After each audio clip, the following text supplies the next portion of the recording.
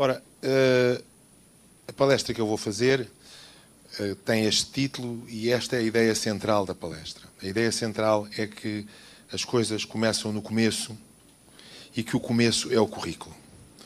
Eu devo dizer-vos que esta minha ideia, que não é só minha, que é de uma série de pessoas, é uma ideia que em educação é muito debatida. Há pessoas que acham que se começa noutra coisa. Começa-se na construção de escolas, ou começa-se as coisas mais diversas, pôr computadores na sala de aula, utilizar métodos diferentes, tentar fazer avaliação sistemática sem haver por trás um currículo. E, recentemente, tem havido uma evolução muito grande no sentido de olhar para o currículo como sendo a solução básica para onde as coisas começam para ser resolvidas, havendo, evidentemente, muitas outras coisas de ser tidas em conta. Ora, em primeiro lugar, já tive a oportunidade de vos agradecer, obrigado pelo convite, obrigado pelo interesse em Portugal. Eu tenho sempre duas normas éticas quando estou noutro país e quando estou num país quem sou tão amigo como é o caso do Brasil, por maioria de razão, que é primeiro não dar sugestões nem me imiscuir na política interna. Política interna é política interna. Eu tenho imenso gosto em falar convosco, em transmitir-vos a minha opinião sobre aquilo que nós fizemos em Portugal e sobre coisas gerais. As soluções concretas são sempre dos países. E a segunda questão é também não discutir o que se passa em Portugal neste momento, ou o que se passou no momento anterior, e qual é a minha opinião sobre os diversos partidos. Eu sou uma pessoa independente, não pertenço a nenhum partido, mas também tenho direito às minhas opiniões sobre as diversas coisas. Mas isso não é a altura de as exprimir. Ora, muito bem, nós em Portugal, de facto, como foi já sublinhado hoje aqui, tivemos uma evolução muito positiva. O Sr. Ministro Weintraub já explicou o essencial. O essencial foi que os resultados do PISA e do TIMSS também subiram continuamente a partir dos anos 2000. Este gráfico é um bocadinho difícil de perceber, mas vê essas três linhas que ali estão, que é a matemática, a leitura e as ciências, e elas três vão subindo. É um caso muito claro. As coisas estão correlacionadas. À medida que a educação se torna melhor, torna-se melhor em tudo. E os jovens também se tornam melhor nas três áreas. Umas mais, outras menos, com oscilações, como sempre acontece. Mas porquê é que isto aconteceu? Reparemos que isto aconteceu sistematicamente a partir de 2000. Através de diversos partidos, diversos ministros, que entre si às vezes não se davam muito bem, que às vezes se debatiam, mas com posições muito diferentes sobre muitas coisas. Mas há algumas coisas que foram comuns a todos nós e que foram comuns a Portugal. Tenho aqui um retrato muito rápido para vocês terem uma ideia de como é que as coisas se passaram em Portugal. Portanto, nós temos os tempos do chamado Estado Novo, ditadura nacional, até 1974, em que as coisas eram muito rígidas, o país era muito pequeno, ainda era mais pequeno do que é hoje em termos de mentalidade. Depois temos uma era de explosão romântica, que eu chamo romântica, que é a seguir ao 25 de Abril, parecia que tudo eram flores, tudo era festa, e o mesmo se passou na educação. Com progressos, com retrocessos, com virtudes, com defeitos, mas foi uma era romântica, e não só romântica em termos de romantismo, mas também um pouco lunática em termos de educação e de ideias educativas. E depois tivemos os tempos pragmáticos. Eu chamo de tempos pragmáticos porque foram ministros que vinham de posições muito diferentes, politicamente, e que olharam e disseram, mas o que é que se passa? Mas existe analfabetismo, mas o que é que se passa? Mas eles não sabem fazer contas, mas o que é que se passa? A seleção de professores não está a funcionar da melhor maneira, mas o que é que se passa? Os manuais não são os melhores. Vamos atuar sobre isto. E às vezes sem grande plano, mas o facto é que os ministros pouco a pouco foram atuando neste sentido. E no fim, quando vamos ver o fim disto tudo, uma pessoa vê, subiu, mas subiram todos. Porque em Portugal nós conseguimos ao mesmo tempo que aqueles que estavam na parte de cima, nos 20% de cima, se tornassem mais, 20% de cima em termos de classificação, se fossem mais alunos, e ao mesmo tempo que os de baixo também se reduzissem, ou seja, que os de baixo fossem puxados e os de cima fossem mais. Isto é uma coisa que é muito discutida, porque as pessoas às vezes dizem, se nós temos exigência, o que vai acontecer é que vamos prejudicar os piores. Não, nós conseguimos não prejudicar ninguém, fazer subir todos. E isso é um grande sucesso. Eu já mais à frente já vos mostro mais coisas sobre isso.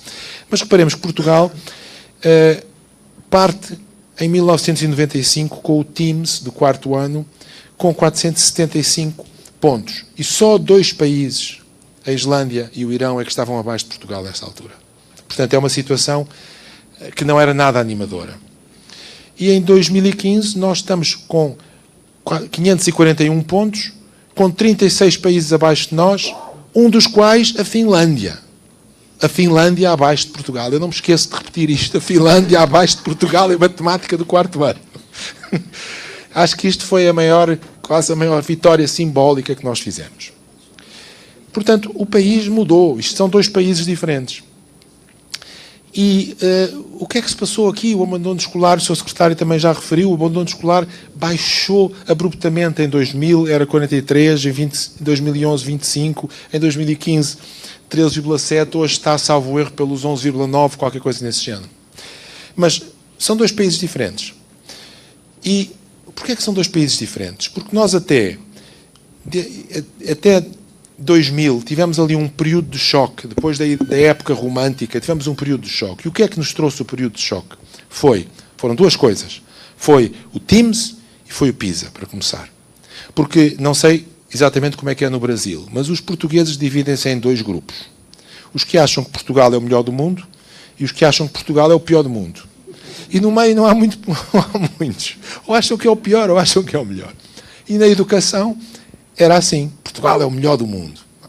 Portugal é o pior do mundo. E depois tivemos os resultados do TIMSS e dissemos, bem, o pior do mundo não somos, mas também não estamos muito bem.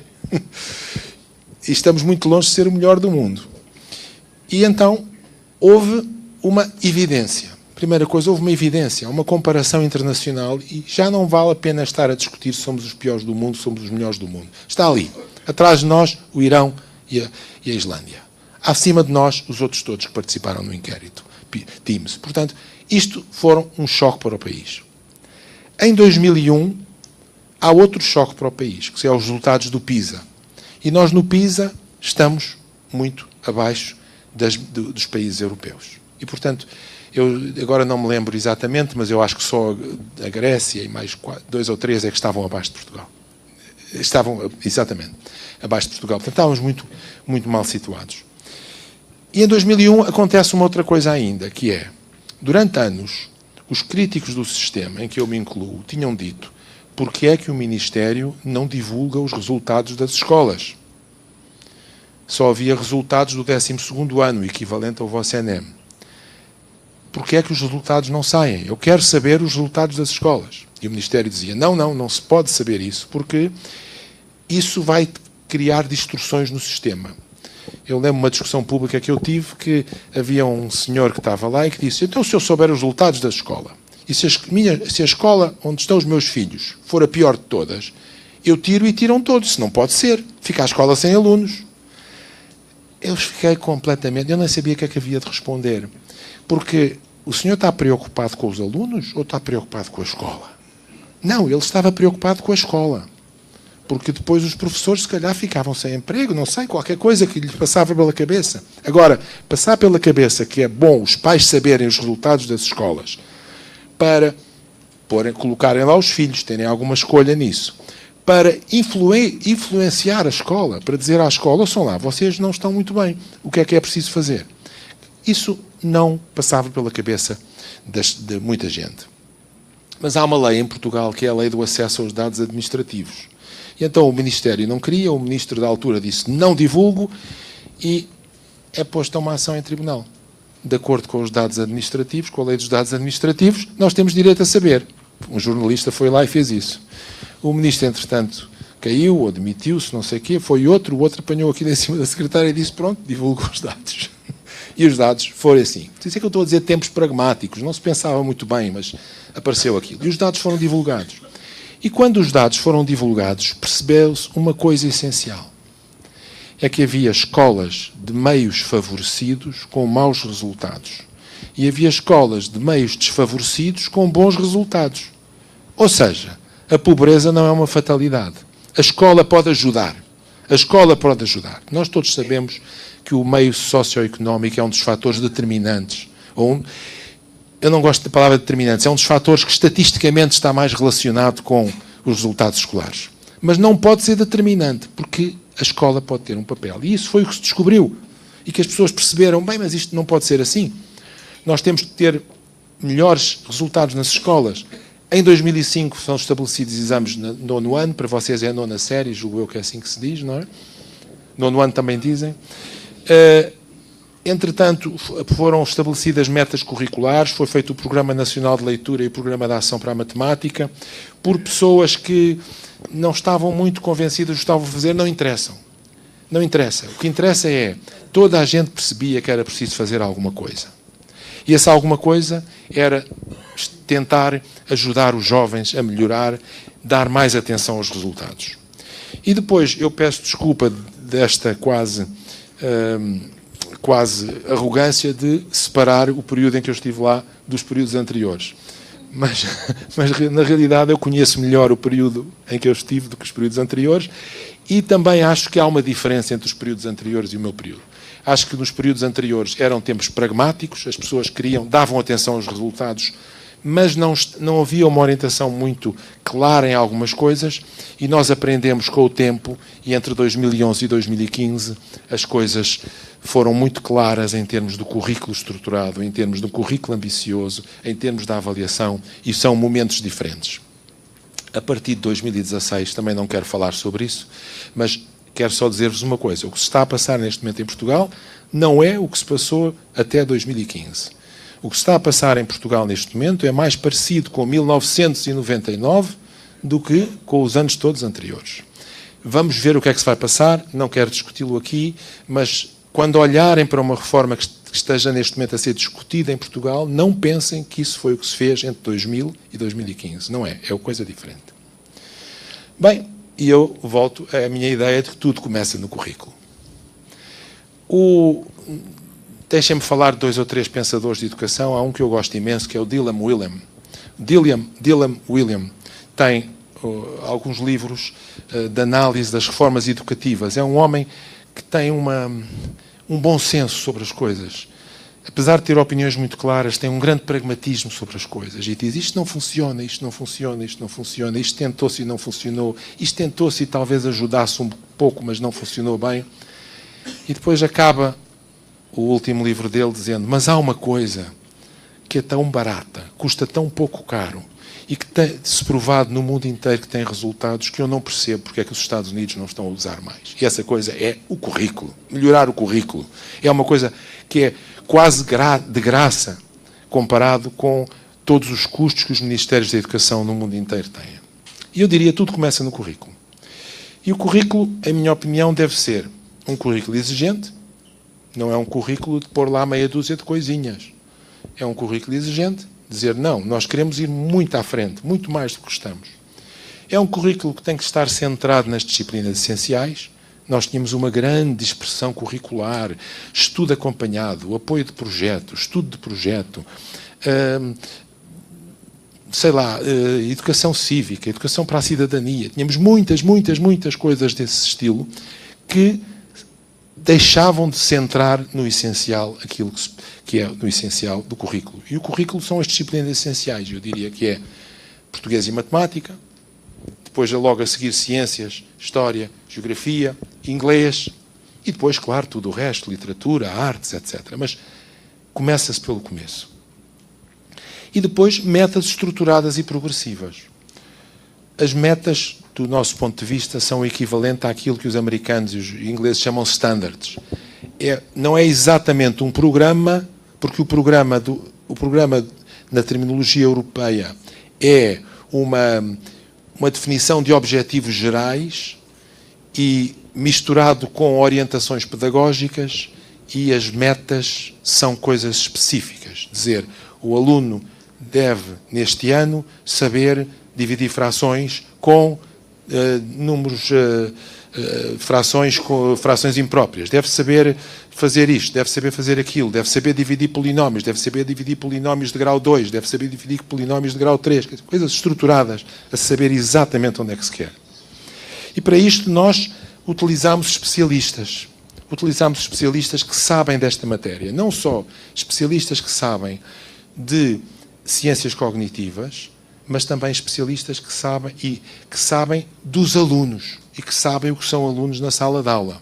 E também pessoas que têm prática de desenho curricular ou de autoria de manuais. Portanto, juntámos especialistas de pessoas práticas e pessoas teóricas que pudessem fazer a ponte entre as coisas.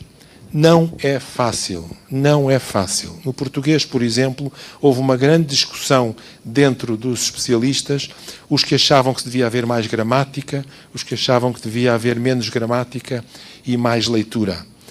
E conseguir um equilíbrio entre as duas coisas não foi fácil. Eu acho que conseguimos um equilíbrio muito razoável e progressivo.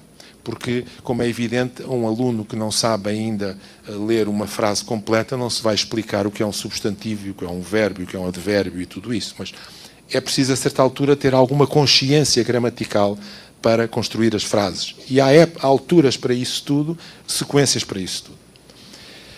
E depois, o que é que o currículo exigente ajuda? É que os manuais escolares sejam bons, sejam melhores.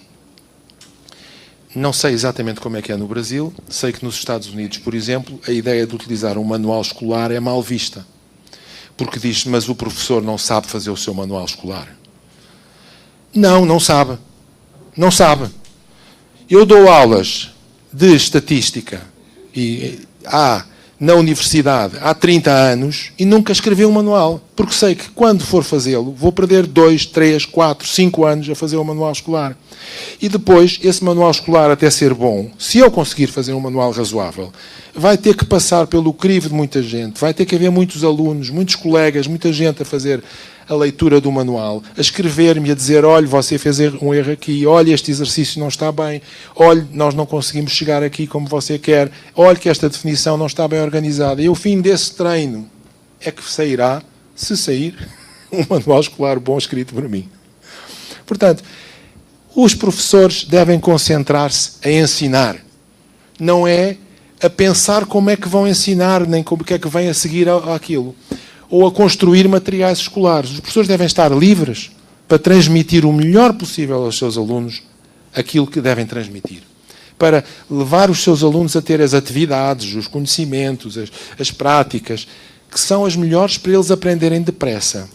Se o professor vai para casa e vai pensar muito na aula do ano seguinte e ainda não sabe bem o que é que vai ser, qual é o material que vai utilizar, não tem um manual de apoio, o professor vai perder um tempo precioso que devia ser passado a pensar como é que vou fazer isto com os alunos e não o que é que vou fazer. Portanto, os manuais escolares são coisas fundamentais. E nós conseguimos um sistema que me pareceu muito equilibrado, que é o seguinte. Estou a dizer, isto foi a ministra que esteve em 2006 e fomos nós depois a seguir. O sistema essencialmente é o seguinte, que não existia anteriormente. Os manuais escolares são livres. Ou seja, qualquer editora pode fazer um manual escolar. São livres. E qualquer escola pode utilizar o manual escolar que quiser. Mas nós temos de ajudar as escolas a escolher os manuais escolares. E ajudar as editoras a fazer bons manuais escolares. Como é que isso se conseguiu? Conseguiu-se criando centros de avaliação e certificação de manuais escolares. Por exemplo, a Sociedade Portuguesa de Matemática construiu um centro para isso. Centros que se registram no Ministério e que são validados pelo Ministério. O Ministério olha e diz, Sociedade Portuguesa de Matemática, 400 matemáticos, com certeza, estão validados.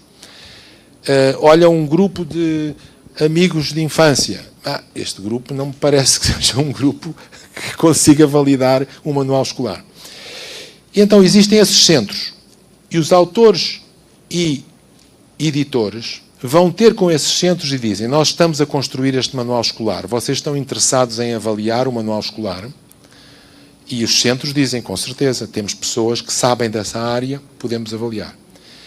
E então há uma interação em que os autores dos manuais escolares e de editoras mandam o primeiro esboço dos manuais para o centro lê cuidadosamente, faz sugestões de correções, volta para os autores aceitam uns, não aceitam outras, volta para trás, os certificadores dizem outra vez aquilo que acham e que não acham, e chegando ao fim, há duas opções, todas livres. Os certificadores podem dizer, olhem, nós não certificamos isso, porque ainda não está como achamos que tem que ter qualidade. Ou podem dizer, nós certificamos, apesar de não terem feito coisas que nós recomendamos, porque vocês têm liberdade de escolha, como é evidente. E os autores podem dizer, nós não queremos essa certificação, não queremos, vocês não dão a certificação, nós também não queremos a certificação. Mas a questão é que depois as escolas não vão escolher um manual não certificado. Não vão escolher. Ou, digamos, uma ou outra pode escolher. Mas se os pais forem ver os manuais e dizem, mas você está a escolher um manual que não é certificado, e há aqui este manual que é certificado, porquê é que está a fazer isso? E os professores dizem, pois, se calhar, e tal. Portanto, este sistema, sem grande imposição, sem haver uma imposição como havia antes de 1974, em que o Ministério tinha uma comissão que escolhia o livro único, certificava o livro único e era só esse que podia ser usado. Já não é isso. Há muitos manuais, mas há bastantes manuais certificados e há um incentivo para usar os manuais certificados. Mas é um sistema muito liberal neste sentido. Os autores e os editores fazem o que acharem melhor e depois sujeitam-se a uma certificação. Também se deve dizer outra coisa. Há certificadores e certificadores.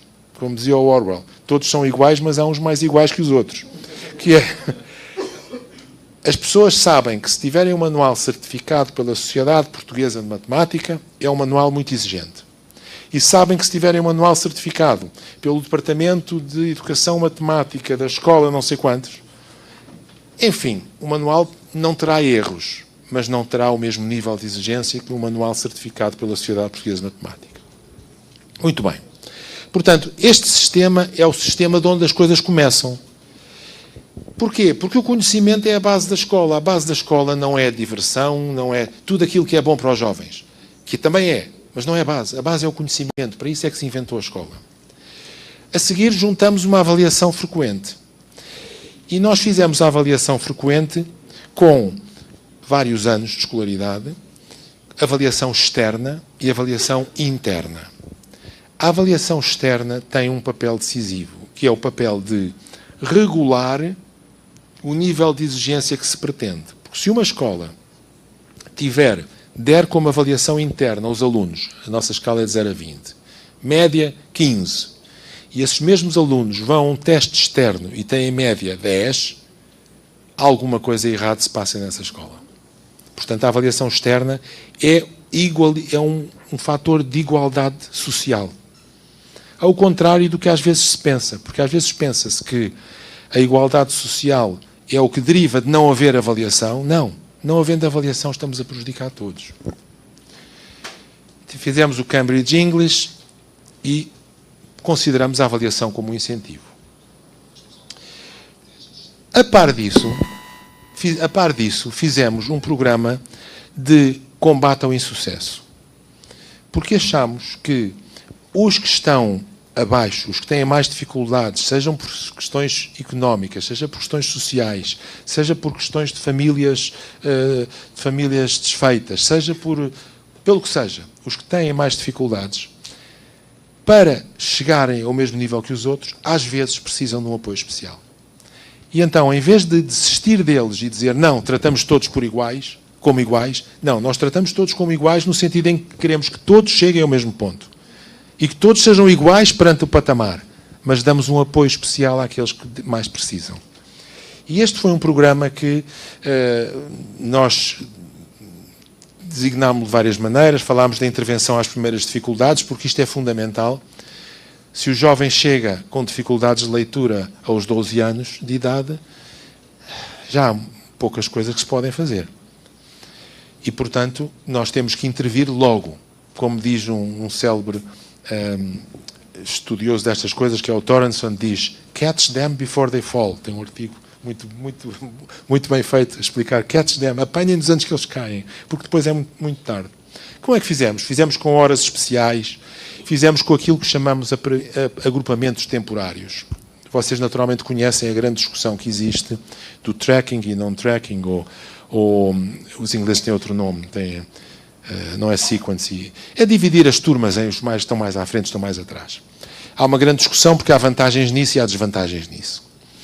O que nós fizemos foi, eu julgo que foi o melhor dos dois mundos, que foi agrupamentos temporários. Portanto, há os jovens que têm dificuldades, em vez de dizer vocês vão para outra turma, não, vocês estão nesta mesma turma, mas vão ter 2 horas ao fim da tarde connosco. E faz-se um agrupamento desses jovens que têm mais dificuldades ao fim da tarde para receberem apoios. Como a educação, vocês sabem, politicamente é uma coisa muito sensível, nós não podemos chamar agrupamentos, não podemos chamar tracking, não podemos fazer nada. Temos que chamar um nome que ninguém percebia o que era, que é agrupamentos temporários de homogeneidade relativa. Então as pessoas que foram ler aquilo disseram, mas parece interessante. Ok. E a coadjuvação? Coadjuvação, aquilo que se chama em Portugal é o seguinte. Você tem uma escola grande. Você tem um professor dos últimos anos, do 11º, 12º, que está em tempo reduzido. O que se fazia antigamente é, está em tempo reduzido, vai para a biblioteca, vai para casa, vai uma coisa qualquer. O que nós dissemos é, você tem tempo reduzido, então não se importa de vir aqui ajudar o seu outro professor que está com muitas dificuldades. E esses professores, isto também foi numa base semi-voluntária, porque os diretores das escolas têm muito poder, não é? Muito bem, isto é a coadjuvação. Porque partimos deste princípio, todos podem atingir um nível razoável. Não sei se já o disse, mas nós dissemos desde o princípio. A exigência é a oportunidade dos pobres. É um lema. A exigência é a oportunidade dos pobres. É sendo exigentes, é querendo que todos progridam, que nós conseguimos que todos atinjam um nível razoável. Bem, depois isto tem uma série de complementos, a autonomia das escolas, crédito às escolas para apoiar os jovens com dificuldades, incentivos baseados nos progressos. Esta foi outra grande discussão política. Eu lembro-me que estive várias vezes na Comissão de Educação da Assembleia da República que dizia, você dá mais créditos aos que estão a melhorar. E eu disse, pois, vamos dar mais apoio aos que estão a melhorar. Se nós damos apoio e eles não utilizam apoio para melhorar, por que é que damos mais apoio? Damos apoio a quem mostra que sabe melhorar. E, portanto, as escolas que mostraram que sabiam melhorar, os resultados, podem passar do 0 ao 1. Não interessa. Passar do 0 ao 1 é melhor do que passar do 10 ao 10,5.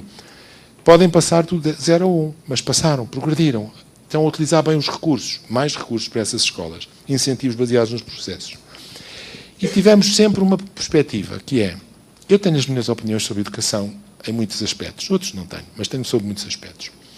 Mas nós não queremos meter-nos na sala de aula. Nós o que queremos é que os professores escolham os seus melhores processos, mas que depois respondam por eles. Portanto, o professor acha que é o método não sei o quê que é bom. Opa, à vontade. Faça o método não sei o quê. Mas, olha, os seus alunos não sabem ler, então isso não funciona. Então tem que arranjar outro método. Isso não funciona. Mas não fomos meter-nos muito nisso. Eu, quando digo isto aos meus amigos ingleses, eles dizem, mas que disparate, vocês deviam ter ido... Bem, mas foi assim que nós fizemos. E depois criámos as vias alternativas. Eu sei que aqui, quando foi a base, foi muito discutido o problema dos vocacionais estarem integrados no ensino médio. Nós aceitámos o ensino médio, aceitámos as vias vocacionais no ensino médio, partindo também deste princípio, que as alternativas fazem todos progredir. Se nós formos ver o PISA, desagregar o PISA, nós vemos que os nossos jovens do ensino médio em vias vocacionais progrediram mais do que tinham progredido antigamente esses mesmos jovens quando estavam em vias vocacionais dispersas. Portanto, a organização dos vocacionais foi uma coisa muito importante. E por isso é que eu estou a dizer, tudo começa no currículo. Porquê é que isto pode ser feito? Porque existe um currículo. Porque se não existir um currículo, como é que se faz a avaliação? Se não existir um currículo, como é que se fazem os manuais? Se não existir um currículo, como é que se estabelecem metas? Se não se estabelecerem metas, como é que vamos dizer que esta escola está a progredir ou não está a progredir e merece ser mais apoiada? Se não se estabeleceu o currículo, está-se a dar autonomia às escolas? Isto é o pior dos dois mundos. É a autonomia sem objetivos. Mais vale não autonomia e tudo bem controlado, ou então total autonomia, que é o que eu defendo, mas com objetivos muito claros. Muito bem. Agora, há muitas coisas à volta disto que eu acho que mereciam ser discutidas. Um deles é o conhecimento na base da escola. Há essencialmente duas visões do ensino. Se vocês forem desde o Rousseau ou desde a Idade Média até agora, há essencialmente duas visões do ensino. Uma visão é que o ensino é natural. É o Rousseau, põe a criança, o professor interfere pouco, a criança por si desabrocha e desenvolve-se. A educação é natural. E há outra versão que diz que a educação é civilizacional. O Dewey, por exemplo, que é um filósofo que nós todos respeitamos muito em alguns aspectos, eu acho que tinha uma visão errada sobre isto. O Dewey dizia: são os instintos e poderes e motivações da criança que são o ponto de partida para tudo, ou seja, tudo se desenvolve com aquilo que a criança quer. Não, eu não estou de acordo com isto. A psicologia cognitiva evolutiva moderna distingue duas coisas, sobretudo com um homem que é o David Geary, a partir dele, 95, salvo erro, que é, há uma coisa que é biologicamente primária, há coisas que são biologicamente primárias e há coisas que são biologicamente secundárias. Por exemplo, a fala é biologicamente primária, porque nós pegamos numa criança que veio da China, sentamos aqui com 1 ano de idade e falamos todos com ela durante uns anos e ela fala português brasileiro com um sotaque muito melhor que o meu. Fala... Não, sem sotaque. O brasileiro não tem sotaque, o português é que tem. Mas fala. Você pega numa criança mais genial do mundo, encerra a criança numa biblioteca durante 10 anos e a criança não aprende a ler. Não aprende a ler. Está ali com os livros todos. Está ali tudo. Não aprende a ler. Mas com as pessoas, a ouvir as pessoas, aprende a falar. A fala é biologicamente primária. Foi desenvolvida ao longo da evolução durante muitas centenas de milhares de anos. E é isso que a comunicação, primeiro entre os hominídeos, depois os homens, etc. E por isso é que a criança está sentada entre os pais e aprende a falar. Sem o pai lhe dizer, agora a frase começa pelo sujeito. Não, o pai não diz nada, a criança começa a dizer, papá quer biberon, mamãe quer biberon, uma coisa qualquer. Bem, e a escrita é biologicamente secundária, o que quer dizer o seguinte, não é só a escrita, é matemática, é biologia, são as ciências, tem que ser ensinado. Tem que ser ensinado. A criança não aparece por si com isso. E por isso há algum aborrecimento e esforço que são inevitáveis no ensino. E se nós não reconhecemos isso, nós estamos a prejudicar os jovens. Estas duas visões do ensino, agora recentemente, têm muitas versões. Uma das versões é a prioridade ao conhecimento ou prioridade às habilidades, como vocês dizem aqui, ou capacidades, ou skills, como dizem os ingleses. Bem, aqui também vamos ter que nos recorrer da psicologia cognitiva. Há uma teoria, que é a teoria do whole language, que diz mais ou menos o seguinte. Eu estou a simplificar muito, como é evidente. Se houver peritos na sala destas discussões, percebem que eu estou a simplificar muito. Dizem mais ou menos o mesmo. O seguinte, tudo deriva do interesse e da compreensão.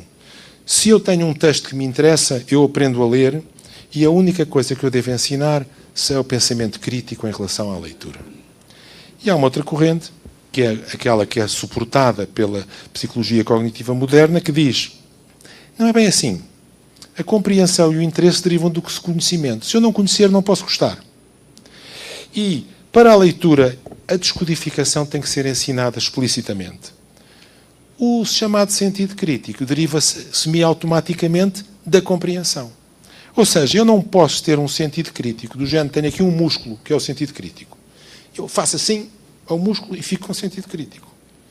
Não, o sentido crítico existe num contexto e existe desenvolvido a partir do conhecimento. Não existe como sentido crítico como uma coisa abstrata. E todos nós conhecemos bem pessoas que são ótimas a letras e que pegam num texto do Camões e veem significados ali ocultos fantásticos e que a seguir se pede para apertar um parafuso e não conseguem apertar o parafuso. Ou outros que conseguem apertar o parafuso, mas depois a seguir para ler um texto literário têm dificuldade em perceber o que está a passar. Eu tive recentemente uma experiência muito curiosa, que eu acho que é o seguinte. Eu considero que tenho algum sentido crítico, no sentido das coisas que conheço. E tive aqui um problema de uma comichão aqui na pele, tive que ir à médica. E a médica, dermatologista, e eu disse, eu estou aqui, deve ser coçar-me, tenho aqui uma borbulha e não sei o quê. E ela disse, mas que raio de cientista é você? Então você tem comichão aqui e é uma borbulha daqui, que lhe faz comichão aqui? De facto. Quer dizer, eu posso ser um cientista, sou, mas tendo uma área limitada. Há outras coisas para as quais eu não sou capaz. E então, a partir do momento em que ela me explicou, eu percebi, mas eu não tenho um sentido crítico, que é uma coisa que desenvolvida assim, tipo computador. O computador aprende a fazer instruções. Não interessa o que é que se mete lá. O homem não é assim. O homem e a mulher não são assim. Fazem as coisas no contexto específico. Portanto, se estamos a falar de física, conseguem na física desenvolver o sentido crítico. Se estamos a falar de leitura, conseguem na leitura desenvolver o sentido crítico. Mas há experiências muito sistemáticas que mostram que o sentido crítico para a análise de um texto não é desenvolvido desenvolvendo em abstrato o sentido crítico, mas é desenvolvido conhecendo o tema do texto. E se nós pegarmos em crianças que são treinadas sistematicamente, que existem escolas nos Estados Unidos que fazem isso, para ver qual é o tema principal do texto, daí deduzir qual é a ação essencial, daí saber qual é o ponto central, daí saber qual é a lição, que estão treinadas nisto, e pegarmos nessas crianças com um texto que não conhecem o que está no texto, e pegarmos crianças que nunca foram treinadas para o sentido crítico, mas conhecem o que está no texto, essas crianças que conhecem o que está no texto conseguem chegar muito mais rapidamente à compreensão de qual é o objetivo essencial do texto, qual é a personagem essencial, qual é a lição que se tira, porque sabem de que é que se está a falar. Se eu for ler um texto de beisebol, isto é o exemplo clássico, um texto de beisebol, não sei nada de beisebol. Se calhar alguns de vocês conhecem, não sei nada. Nem percebo porque é que eles estão ali a fazer aquilo durante tanto tempo, não faço ideia. Ninguém sabe. Mas eu vou ler um texto, um relatório de uma coisa do jornal, eu não percebo nada do que se passa ali. Mas a pessoa que sabe aquilo, o meu filho diz logo, olha, este gosto é do não sei quantos, do Di Stefano, por isso é que fez não sei o quê. Eu não percebi nada para ali. Mas ele percebe, porque ele conhece o tema substantivo. Portanto, nós, se não dermos conhecimento às crianças, nós estamos a condená-las ao fracasso, apesar de estarmos a dizer que queremos desenvolver esse sentido crítico. Por isso é que, em minha opinião, o currículo deve ser baseado no conhecimento. E basear o currículo no conhecimento é uma coisa que, se eu dissesse aqui há 30 anos, toda a gente dizia, mas em que é que pode ser baseado se não for no conhecimento? Não estou a perceber o que é que quer dizer. Hoje em dia faz sentido sublinhar isto. Porque há muitas escolas de pensamento que acham que o currículo não deve ser baseado no conhecimento, que o conhecimento está na internet. E como o conhecimento está na internet, não interessa. Eu vou aprender a pensar sem saber nada. Ou seja, vou aprender a ser aquilo que nós, em Portugal, dizemos, não sei se aqui se diz também, um fala barato.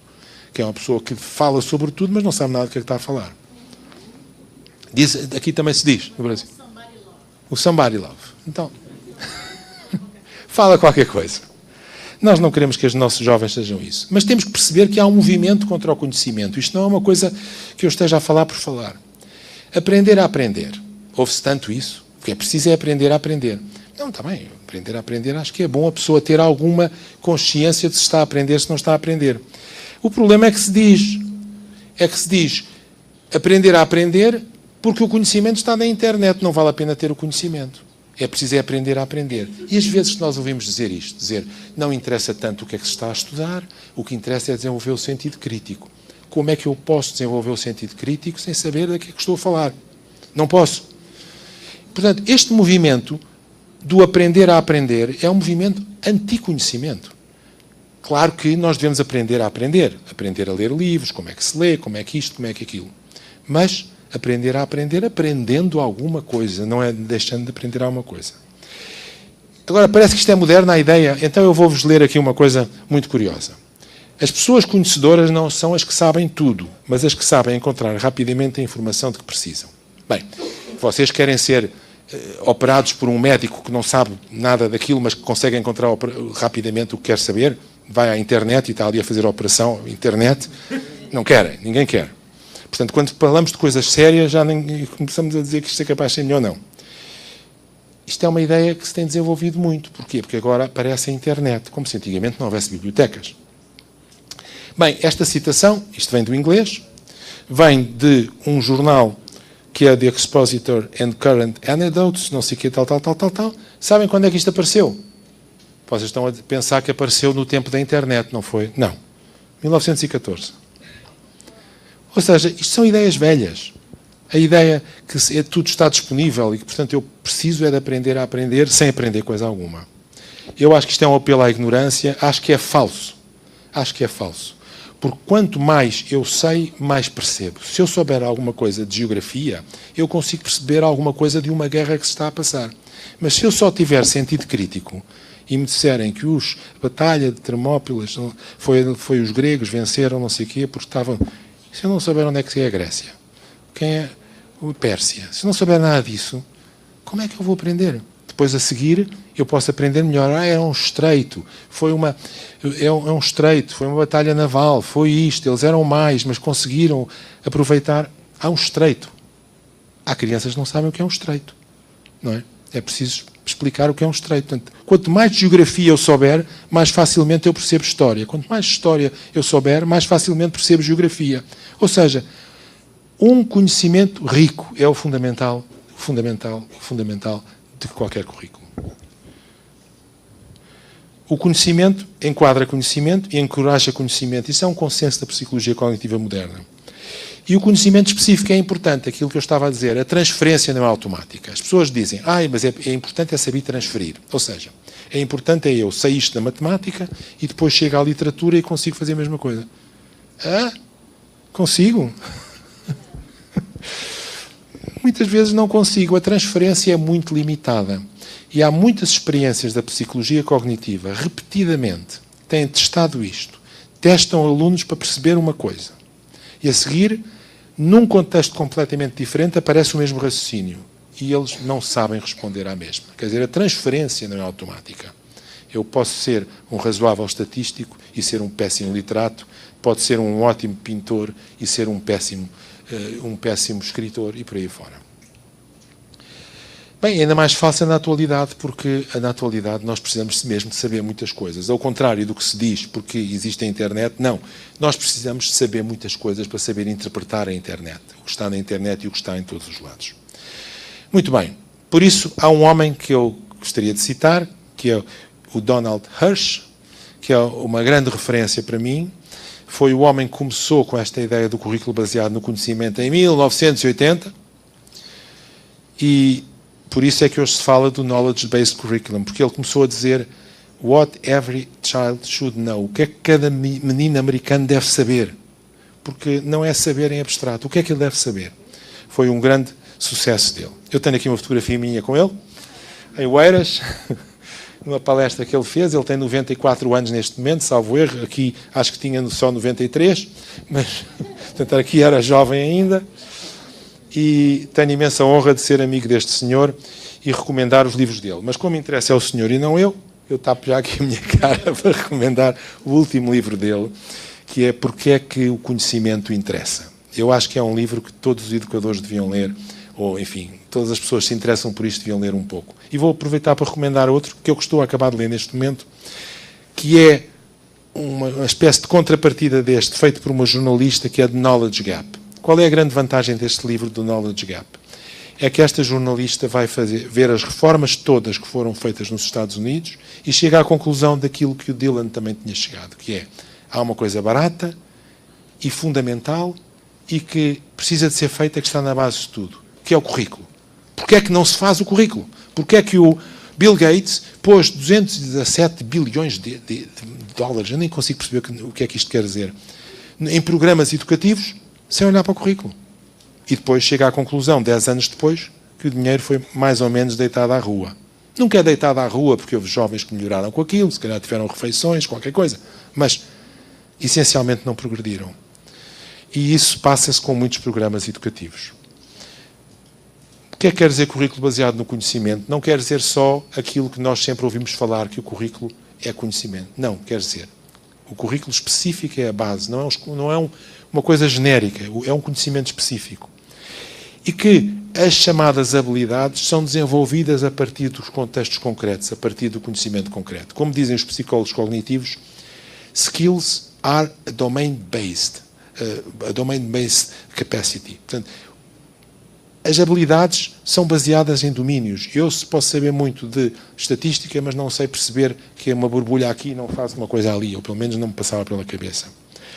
Portanto, tem que ser desenvolvido a partir de conceitos substantivos, não é a partir de questões abstratas. E por isso é que o conhecimento tem que ser estruturado em disciplinas. Não há multidisciplinaridade sem haver disciplinaridade primeiro. Porque cada disciplina tem a sua estrutura.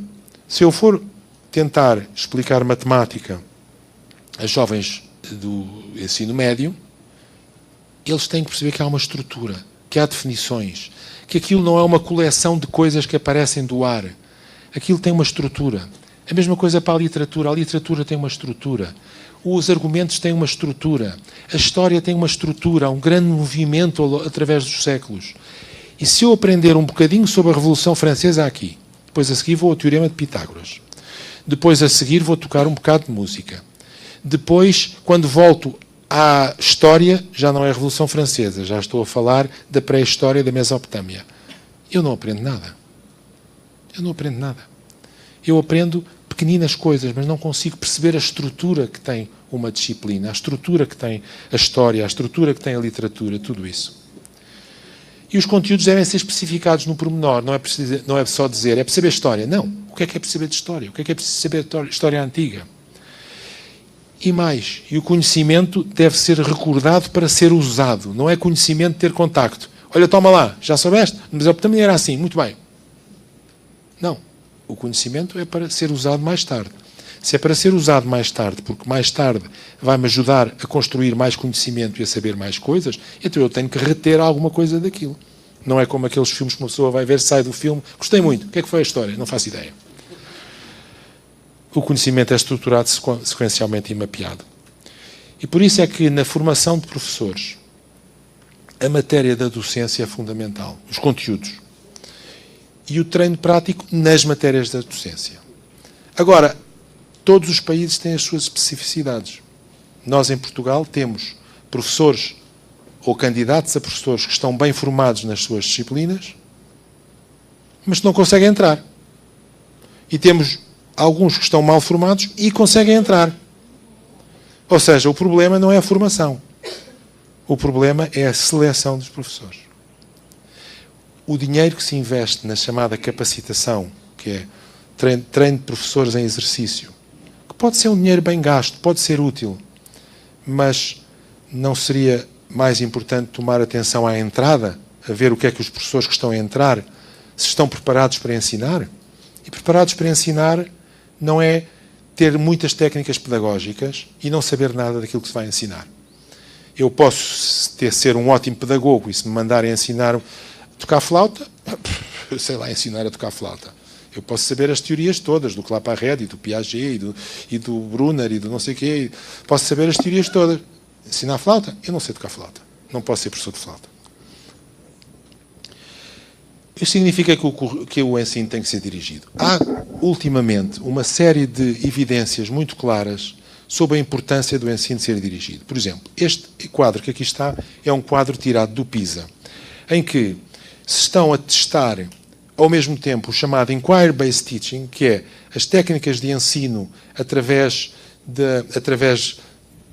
movimentado pelo próprio aluno e pela investigação do próprio aluno, em contraposição com o ensino dirigido. E reparemos, aqui temos as influências positivas à esquerda, negativas à direita. Qual é a influência mais positiva para os bons resultados dos alunos? É o professor explicar claramente aquilo que vai fazer. Qual é a segunda? É o professor explicar claramente a relevância do conceito científico. Qual é a terceira? É que os estudantes tenham a oportunidade também eles de explicar. Porque quando se explicam, eles reformulam a sua própria ideia. E depois o que é que começa a ser negativo? É os estudantes serem perguntados para tirarem conclusões de experiências que não perceberam. É os estudantes colocarem questões científicas sobre assuntos que não sabem.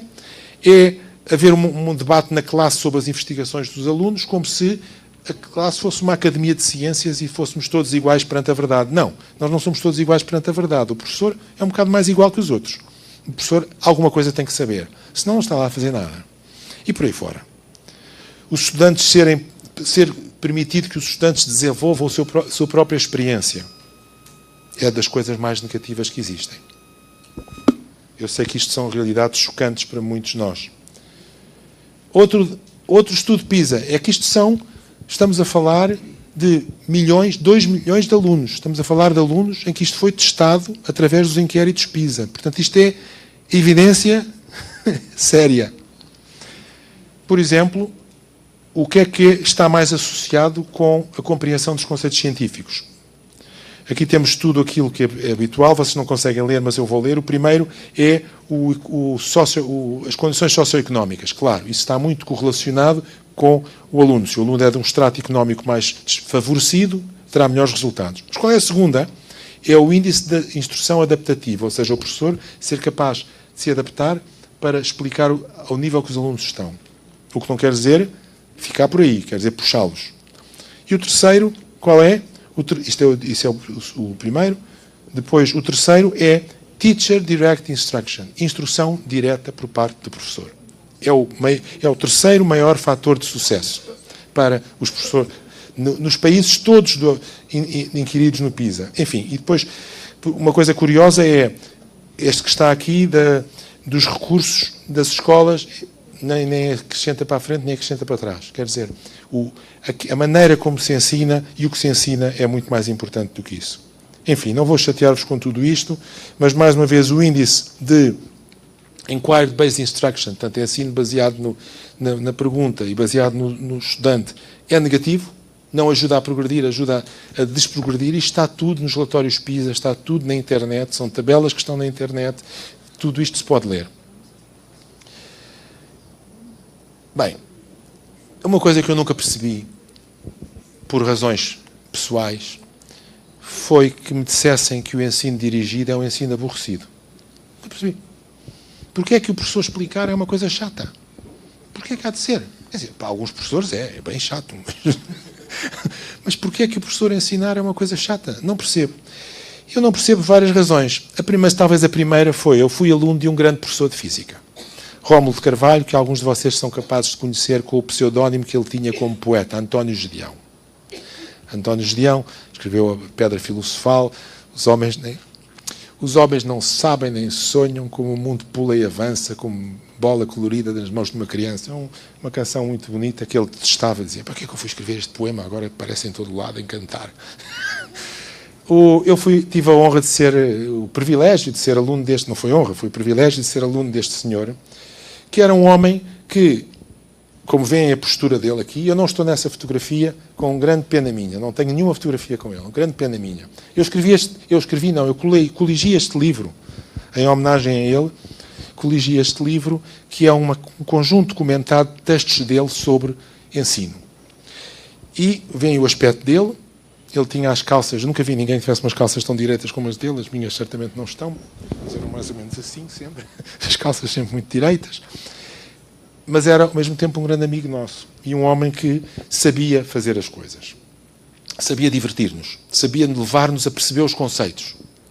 Que é esta segunda coisa, o essencial de um bom professor. É puxar os alunos. Não é só diverti-los, é puxar os alunos. Os alunos estão divertidos e gostam melhor. Portanto, o ensino dirigido não quer dizer ensino aborrecido, nem quer dizer ensino passivo. Mas quer dizer ensino dirigido. E às vezes nós temos ilusões. Eu tenho aqui uma citação dele que gosto imenso, que é esta. Eu vou ler porque aí vocês não conseguem ler. Entre a experiência, estamos a falar de experiência de física, efetuada e a respectiva indução, ou seja, as conclusões que se tiram da experiência, abre-se um fundo abismo.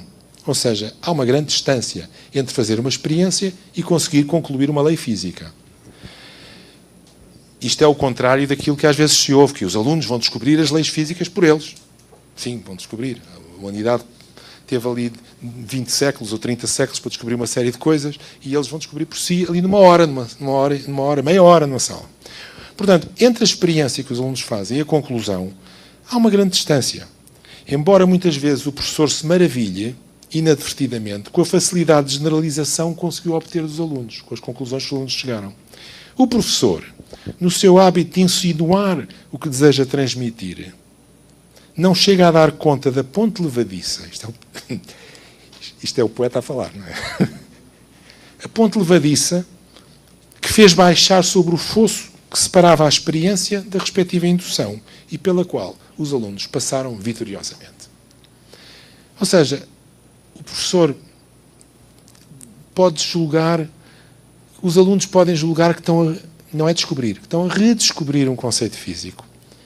Mas nós sabemos que não estão a redescobrir conceito físico nenhum. Nós estamos a levá-los a ver o conceito físico em ação. Isso pode ser muito divertido para os alunos, mas nós temos que os conduzir. Senão, vamos ver aquilo que eu assisti várias vezes, que é as feiras de ciência com os alunos a mostrar experiências erradas, coisas contrárias aos princípios fundamentais da física, porque é muito difícil, a partir da experiência, chegar a uma conclusão de lei física. Por isso é que nós demoramos tanto tempo a chegar onde estamos agora e ainda temos tanta coisa que fazer. Não vos vou chatear com mais citações dele, mas eu queria sublinhar isto. O ensino dirigido não quer dizer ensino tradicional no sentido negativo do ensino tradicional, no sentido do aluno sentadinho, em que o professor escreve no quadro e, conforme dizia o Lebesgue, que é um matemático, o ensino em França é a arte de o professor ter umas notas em cima da mesa, as notas passarem para os alunos, para os cadernos dos alunos, sem terem passado pela cabeça de nenhum deles. Ou seja, o professor tem as notas, escreve as notas no quadro, os alunos copiam as notas do quadro para o seu, não perceberam nada, o professor também não estava com atenção. Não. Esta caricatura do ensino tradicional, ninguém a quer. Ninguém quer este tipo de coisas. Mas o ensino dirigido não tem que ser isto. O ensino dirigido pode ser um ensino ativo, pode ser um ensino estimulante.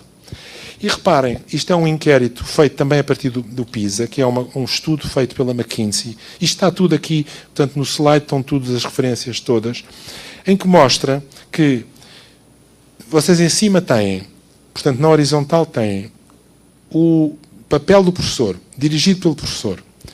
E na vertical têm o inquiry base, portanto, ser os próprios alunos a descobrirem as coisas. Portanto, dirigido pelo professor contra dirigido pelos alunos. E vocês reparem, o pior de tudo, é que na maioria das sessões seja dirigido pelos alunos. O melhor de tudo é aquele mais 26. É um compromisso em que algumas das aulas os alunos dirigem alguma coisa entre nós, que não está nenhum aluno a ouvir-nos. Julgam que dirigem alguma coisa. Mas os alunos dirigem alguma coisa e o professor dirige quase tudo. Há ali o que eles chamam soft spot, que é, há ali um equilíbrio entre o ensino ativo e o ensino dirigido pelo professor. Aí é que se obtém os melhores resultados. O ensino dirigido permite o conhecimento profundo. O conhecimento não é uma coleção de truques do aluno que aprende o teorema de Pitágoras hoje, amanhã vai à Mesopotâmia e quando volta para polinómios e já se esqueceu do teorema de Pitágoras. Não é uma coleção de truques, é um conhecimento estruturado. Vou ler-vos aqui uma citação que eu gosto imenso, do Alexander Pope, um poeta inglês, que diz assim: "A little learning is a dangerous thing." Eu tenho a tradução por baixo. Minha tradução, um bocado ridícula, porque eu não sou poeta, não é? Mas enfim. Aprender apenas um pouco é uma coisa perigosa. Beba a fundo, ou não prova a fonte da sabedoria. Aí, pequenos golos de sabedoria intoxicam a mente. E beber de veras torna-nos sóbrios novamente. Bem, isto é poeta amador. Nem poeta amador. Ridículo. Eu sei que está ridícula a tradução. Mas vocês percebem o que é que isto quer dizer, não é? O que isto quer dizer é o seguinte: saber um bocadinho aqui, um bocadinho ali, mais outro bocadinho acolá, mais um meio teorema de Pitágoras, mais meia história da Mesopotâmia, não serve nada. Nós precisamos de saber a fundo qualquer coisa. Onde estamos tem que ser uma coisa que saibamos bem. Bem, eu gostaria muito de falar sobre a avaliação também, porque é um tema interessante, mas eu acho que já estou quase no fim do meu tempo. Posso falar um bocadinho ainda? Posso. Então deixem-me falar um bocadinho sobre a avaliação. Eu julgava que aqui se visse bem que eu agora estava no quadro 2, mas o quadro 2 está quase da mesma cor que os outros todos, não é? No meu computador vê-se bem, mas aqui não. Vê bem aí? Muito bem. Portanto, eu agora queria falar, portanto, eu falei de conhecimento, avaliação, queria falar da avaliação. Há uma coisa muito interessante que a psicologia cognitiva moderna descobriu. Estamos a falar dos trabalhos do Rediger, dos trabalhos da Karpijk, dos trabalhos de uma série de pessoas modernas, e isto tem, vocês sabem me corrigir, sabem dizer, isto tem 15 anos à volta disso, talvez. Um bocadinho mais, se calhar. Talvez 20 anos. E o que é que estas pessoas descobriram? Estas pessoas descobriram que ser testado, mesmo que seja eu próprio a testar-me a mim mesmo, sobre uma coisa, é a melhor maneira de eu aprender essa coisa. É a melhor maneira de eu aprender. E, portanto, o hábito de testar, os alunos, portanto, fazer exames, não é? Pode ser exames que eu próprio faça, não é? Mas fazer exames é um hábito que solidifica o conhecimento. Porque o que se percebeu, vocês corrijam-me aquilo que eu não tiver a dizer com os termos certos, o que se percebeu foi que, sempre que se vai à memória de longo prazo buscar um conhecimento, perguntam, Mesopotâmia, onde é que era a Mesopotâmia? Eu digo, isso é na Ásia Menor, é ali, não sei tal. Cada vez que eu vou buscar, eu sou obrigado, mesmo que inconscientemente, a pensar um bocadinho naquilo. Isso solidifica e reenquadra e consolida o meu conhecimento sobre aquilo. Ou seja, se me perguntarem, diga lá o que é, porque é que o Lá menor é não sei o quê. Eu não sei nada de música, mas tenho que pensar um bocadinho e digo, não, Lá menor, tal, assim, está bem, eu já percebo, porque depois a seguir tem o tom acima e não sei o quê. Mas cada vez que se me pergunta uma coisa, eu sei pensar melhor sobre isso. E também a economia da educação moderna, que diz que a avaliação externa ajuda a melhorar o ensino. Eu vou-vos mostrar uns gráficos sobre isto que acho que são muito interessantes. Mas a avaliação externa é um incentivo à equidade. Se nós deixamos a cada escola fazer a sua avaliação e não temos uma barreira externa, nós não estamos a criar equidade entre as escolas. E estamos a enganar alguns. Agora, o problema fundamental é que a avaliação memora a aprendizagem. Eu que tenho aqui umas coisas... É muito interessante. Este estudo que aqui está, que vem da Karpaki e da Blunt, eu vou explicar rapidamente. Portanto, temos aqui 3 tipos de questões. As questões imediatas, verbatim, portanto, exatamente como é. Onde é que era a Mesopotâmia? Mesopotâmia, era a Ásia Menor, não sei o que não. As questões de inferência, porque é que se desenvolveu entre o Tigre e o Eufrates, não sei o que, a pessoa tem que dizer, porque era uma região fértil e tal, inundada, e por isso é que os homens se sentaram lá. E as questões metacognitivas, metacognitivos, que é, eu sei ou não sei do assunto. E depois temos várias maneiras de resolver o problema. Primeira coisa, estudar. Bem, estudar tem aquele objetivo que está ali, vai para os 30% de recuperação passados, eu já não lembro se isto era 2 semanas depois, como é? Que é o vermelho. Estudar repetidamente. Melhora um bocadinho. Concept mapping, que é uma coisa que está muito na moda, que é fazer uns diagramas e depois fazer uma seta e depois dizer aquilo e tal, não sei o quê. As pessoas se divertem muito com isso, nunca gostei, e aqui fico muito contente que não ajuda muito. E depois, retrieval practice, ou seja, ser testado sobre o assunto. O ser testado sobre o assunto leva-me a recuperar muito mais, passados 2 semanas, aquilo que eu sabia do que todos os outros métodos. Ou seja, o melhor que os alunos têm a fazer para estudar, se eles querem, devemos dizer isto aos nossos alunos, é, não leia 2 vezes a mesma coisa. Vá, arranje umas perguntas e depois pergunta a si próprio. Onde é que era a Mesopotâmia? Como é que era a Mesopotâmia? Quais eram os rios que lá havia? Porquê é que era não sei o quê? E isso é que o aluno ajuda o aluno.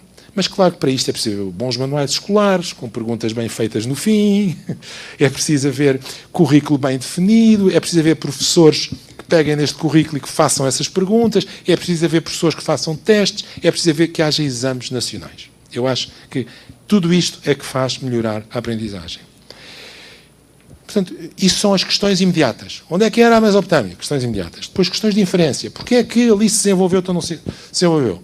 Se desenvolveu a civilização. Também o retrieval practice é o melhor. E as pessoas dizem, não, isso de retrieval, portanto, ser testado, isso é só conhecimento parcial, porque o que é importante é compreender a fundo e ser capaz de fazer pensamento crítico e inferências. Olhem que não. Olhem que não. Olhem que o testar ajuda a fazer inferências. E muito curioso, em que é que o retrieval practice é o pior? É na chamada predição metacognitiva. Ou seja, o aluno que faz retrieval practice acha que vai fazer pior no exame do que o aluno que estuda repetidamente. O aluno que estuda repetidamente acha que o exame vai ser fantástico. Mas depois a seguir chega lá e aquele que se testou a si próprio tem muito melhores resultados do que o outro. Porque o ler repetidamente um tema de uma matéria cria uma ilusão de mastery, uma ilusão de domínio da matéria. As pessoas dizem, eu já sei isto, já sei. Estou a ler pela 3ª vez, já sei. Não sei nada. Quando sou testado é que eu vou saber. E eu acho que isto é uma das coisas muito importantes. Eu tenho a ilusão do conhecimento. Tenho a ilusão de conhecer as coisas, não tenho. E o ser testado diz-me, não, olha que eu vou ser pior do que não sei o quê. Isto é uma das coisas mais fundamentais. O estudo repetitivo versus isto são as mesmas coisas. Agora, a avaliação melhora os países. O que está aqui é uma coisa muito interessante, que foi feita por 3 economistas da educação, que é uma senhora que fez o tese de doutoramento sobre isto, que é Barbara Bergebauer, que é o Hanus Scheck, que é um norte-americano fantástico, deve ser o melhor economista da educação neste momento, ele e o Nobel, como é que ele se chama? Eu já me lembro o nome dele. E o Wassmann, que é um alemão que é extraordinário também. E eles fizeram um estudo que foram pegar nos PISA, nas avaliações, PISA e todas as avaliações internacionais, entre 2000 e 2015. E foram ver, sempre que havia uma introdução de uma avaliação, se o resultado melhorava ou piorava. E como eles têm estes anos todos, e têm os países todos, e as avaliações externas todas, sabem dizer que Portugal pôs exames no 9º ano nesta data, Portugal pôs exames no 12º ano nesta data, pôs exames... Não. Eles conseguiram fazer uma regressão a mostrar que, à medida que são introduzidos exames de avaliação externa, o país melhora. E o país melhorar significa ter mais dinheiro no bolso, significa ganhar mais, significa ter melhores férias, significa isso tudo. Não é? Quer dizer, não é uma questão para todos nós, é um objetivo de todos nós. Sobretudo, agora o Brasil, Portugal, estão com dificuldades económicas. Bem, eu também nasci a vida toda sempre com crise, portanto, nunca vi um momento que dissessem que fosse de... Bom, mas isto é uma coisa, é um estudo muito interessante. 2 milhões de estudantes, 59 países, é o que está aqui envolvido e a conclusão é muito clara. Exames externos nacionais melhoram o conhecimento dos jovens. Isto é muito claro.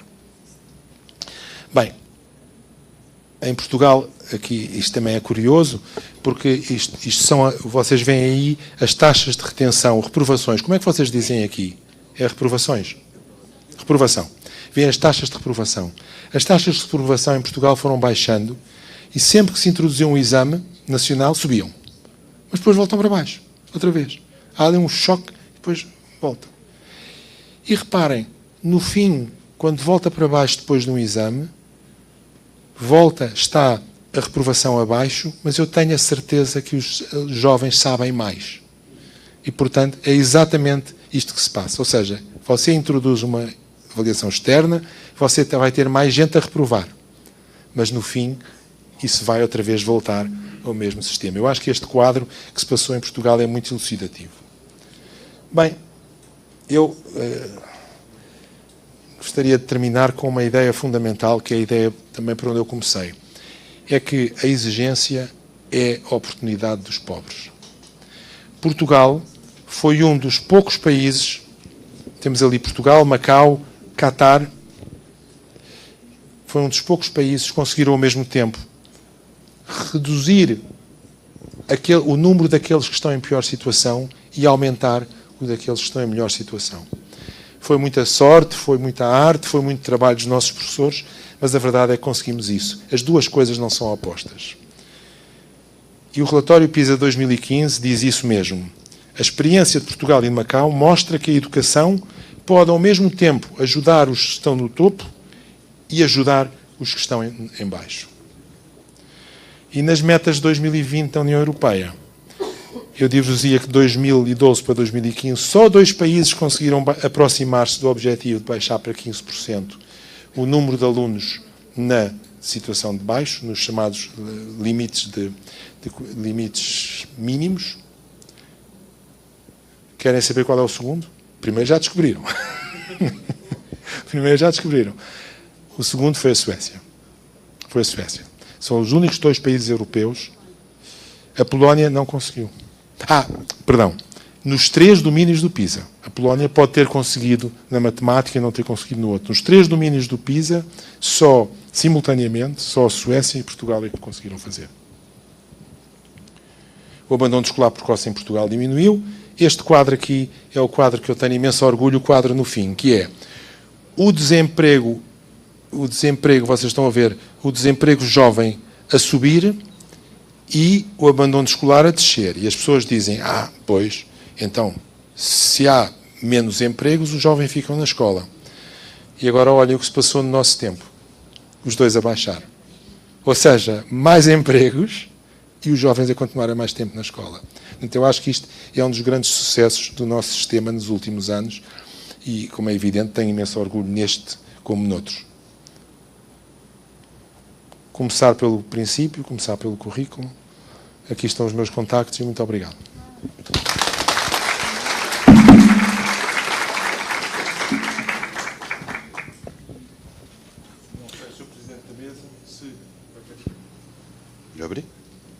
Muito obrigado, ministro. Caso alguém tenha alguma pergunta, por gentileza.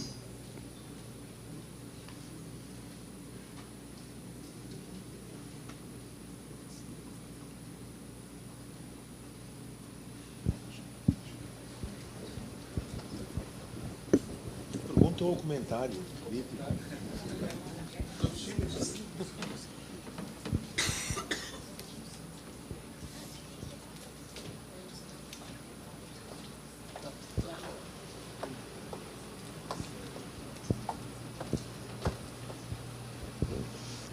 Um prazer conhecê-lo, né? Eu sou servidora de carreira do Ministério da Educação, né? E estou atuando agora na diretoria de formação de professores.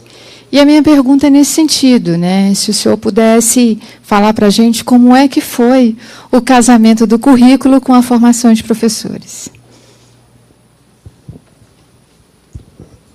Muito obrigado. É uma boa pergunta, mas no nosso caso não houve grande casamento por uma razão simples. Nós temos neste momento um grupo de professores estável já há muitos anos e, portanto, não fizemos nenhuma formação específica para os professores. A única coisa que fizemos formação, e essa é importante, essa eu estou a dizer não fizemos, mas essa é importante, foi formação nas metas. Ou seja, quando as metas saíram, nós reunimos com os professores todos de matemática, professores todos de geografia, professores todos de biologia. Biologia não saíram metas, o que fosse, não é? Física. E fomos explicar e debater por todo o país porque é que as metas estavam assim. E o que é que se esperava das metas. E porque é que a geometria descritiva só aparecia no 11º ano e porque é que não sei o quê. Esse tipo de coisas. Fomos fazer essa reunião com os professores. Mas não era tanto em termos de formação, era mais em termos de explicar e discutir quais eram as razões que estavam por trás daquilo. Ao princípio, os professores estavam muito reticentes, porque achavam que não havia tempo. E nós depois fomos dizendo, vão ver que vai dar tempo, porque isto está muito mais bem estruturado do que estava. Portanto, quando passam deste conceito para o seguinte, é muito rápido, vem logo a seguir. E, de facto, e dissemos também uma coisa, que é, o programa não é uma coisa sagrada, as metas não são sagradas, vão ser revistas daqui a 1 ano, ou daqui a 2, ou daqui a 3, e, portanto, se chegar à conclusão que isto não funciona, será corrigido. Mas, para já, é isto que temos para fazer. E, de facto, os professores conseguiram cumprir muito mais, chegar muito mais e ter menos reprovações, melhores resultados internacionais, por isto. Porque é uma coisa barata fazer o currículo, mas, se for bem feito, ajuda muito. Agora, a doutora está-me a levantar um outro problema, que é o problema da formação inicial de professores e formação em geral. Eu diria que o problema fundamental em Portugal, neste momento, e na maioria dos países que eu conheço, não é o da formação inicial. Embora a formação inicial seja importante, é a da seleção. É porque o sistema que nós temos neste momento é tal que um professor que estude muito bem numa universidade muito boa e que saia com 18, no nosso sistema de 0 a 20, é ultrapassado por um que vá para uma escola menos boa, que não saiba tanto, mas que tem média 19 e que sai com 19. E, portanto, o sistema está todo viciado. E nós fizemos algumas medidas no sentido de o tentar corrigir, umas conseguimos, outras não conseguimos. Mas isto é uma longa discussão e cada país tem o seu problema. Mas eu diria que a maioria dos países que eu conheço, o problema essencial é a seleção de professores, porque neste momento não está garantido que sejam os melhores, os mais bem preparados, que entrem na profissão de professores. Que continua a ser uma profissão desejada, acho eu. Em Portugal é uma profissão desejada, porque dá estabilidade salarial, mesmo que não seja um salário fantástico, mas dá estabilidade salarial, dá férias, mais do que as outras profissões, dá grande liberdade. Para quem gosta, não há nada melhor do que ensinar, Portanto, eu diria, o problema é o problema da seleção de professores, da entrada inicial.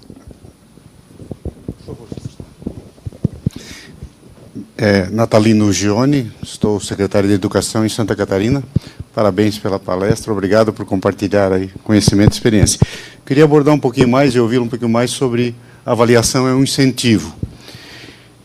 Nós, em Santa Catarina, hoje desenvolvemos um sistema de gestão com informações, muitas informações para tomada de decisão. E uma delas é justamente a avaliação.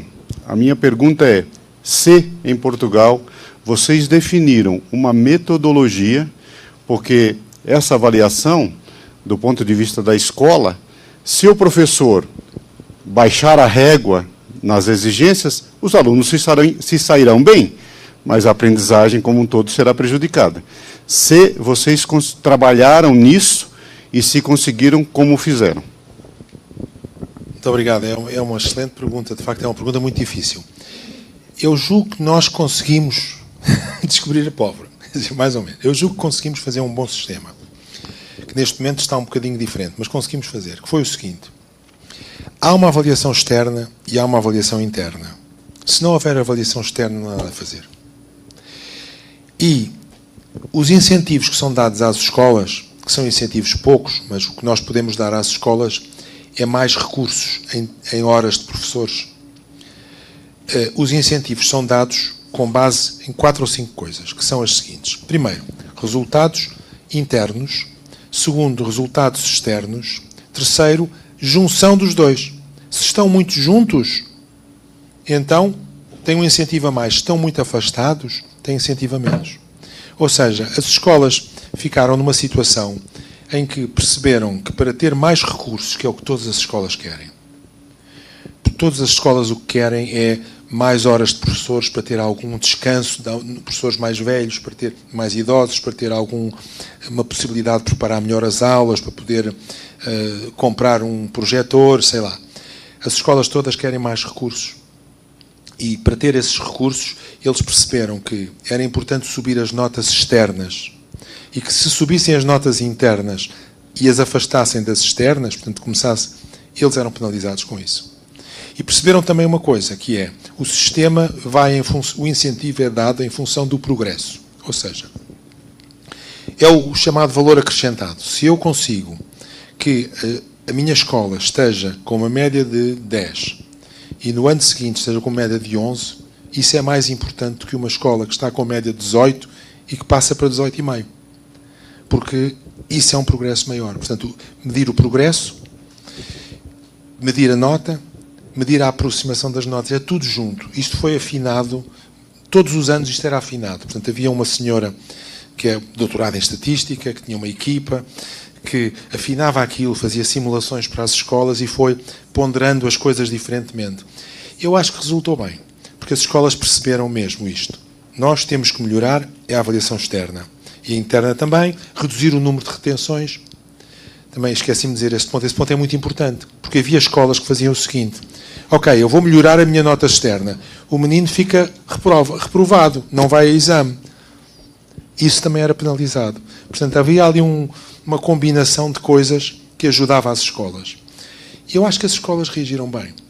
Eu ainda hoje penso assim, como é que Portugal, entre 2011 e 2015, que teve uma crise económica brutal, que os professores tiveram o salário reduzido, que os professores tiveram, alguns deles, horário aumentado, que tiveram pensões e coisas desse género reduzidas. Portanto, tiveram em cima deles mais os diretores e havia uma série de recursos que estavam disfarçados e que acabaram. Como é que com isto tudo os professores conseguiram e as escolas conseguiram melhorar? Eu acho que só há uma explicação. É que quando uma pessoa está em frente a um aluno, a pessoa não consegue ser má.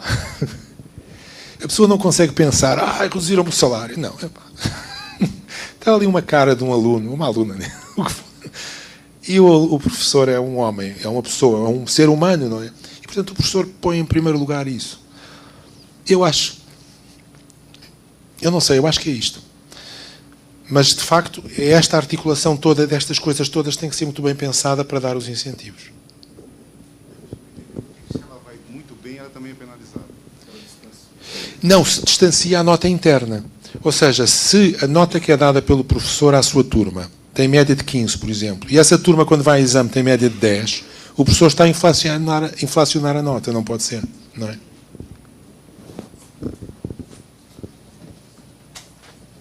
Nuno, obrigada por vir aqui, por compartilhar seu conhecimento conosco.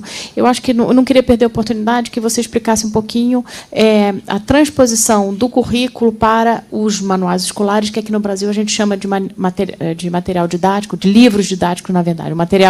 O que o Nuno está chamando de manuais é o nosso livro didático, porque aqui nós temos um sistema nacional que distribui para as escolas a partir da escolha que é feita nas escolas ou nas redes. Então, explicar um pouquinho como que é o mercado em Portugal e como que vocês fizeram a transposição do currículo para os manuais. Obrigado. O mercado em Portugal é livre. E, portanto, qualquer... Como? É relativamente concentrado. Há duas grandes editoras, dois grandes grupos editoriais, que tentaram... Um deles tentou a sua sorte no Brasil e acho que não correu muito bem. Há dois grandes grupos editoriais. Mas cada grupo editorial é a soma de pequenas editoras, portanto, que têm alguma liberdade. E portanto, há muita diversidade de editoras. Uma competição entre as editoras e a compreensão entre elas de que este grupo de alunos este grupo de escolas que está mais interessada nisto, eu consigo fazer manuais que se aproximem mais deles.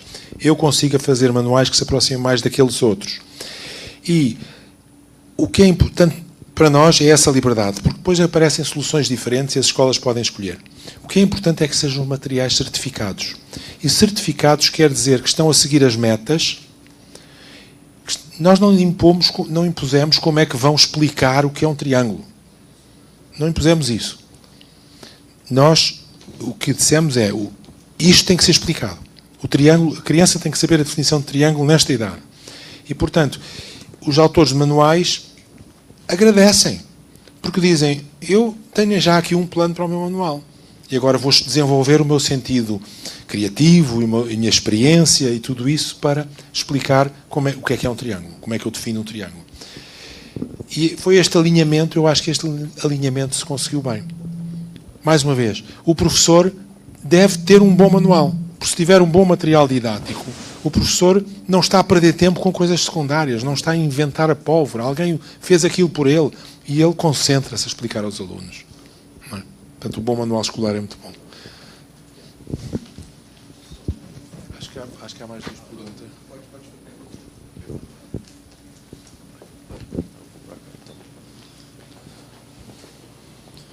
Bom dia. Sou Fábio Gomes, diretor de alfabetização baseada em evidências da Secretaria de Alfabetização. Eu tenho uma dúvida a respeito da recuperação de alunos que o senhor mencionou. Gostaria de saber se o senhor tem... porque eu entendi que existia, digamos, poderia existir uma defasagem dentro da mesma turma de alunos que estavam ficando um pouco mais atrasados. E, em Portugal, aconteceu de ter uma defasagem maior, por exemplo, alunos que estavam em séries ou em anos posteriores e que, porventura, não tinham os conhecimentos e habilidades necessários para aquele ano, e os senhores conseguiram atacar esse problema? Primeiro, se existia esse problema propriamente e se teve uma solução. Obrigado. Obrigado. Existe o problema, talvez não tão grave como outros países, mas existe o problema. Nós nos concentramos no chamado ensino básico para nós, que é até o vosso ensino médio, não é? Que é o vosso Fundamental 1 e Fundamental 2. Nos concentramos aí. E, sobretudo, no Fundamental 1. E o que dissemos logo no Fundamental 1 é alfabetização na idade certa, aritmética na idade certa, leitura na idade certa. E se o aluno está para trás, é preciso atuar logo. Portanto, a ideia foi sempre esta. O aluno está para trás, é preciso atuar logo. É preciso que haja um professor que vai passar 1 hora com esse aluno todos os dias, ou com um grupo de alunos todos os dias, para tentar puxá-lo, tentar ajudá-lo. Tudo aquilo que fossem recursos que nós pudéssemos dar às escolas e que fossem bem empregos nesse sentido, eram recursos, de facto, valiosos para a escola. Portanto, foi isto que se conseguiu. Agora, eu não sei o pormenor, porque cada escola faz da sua maneira, não é?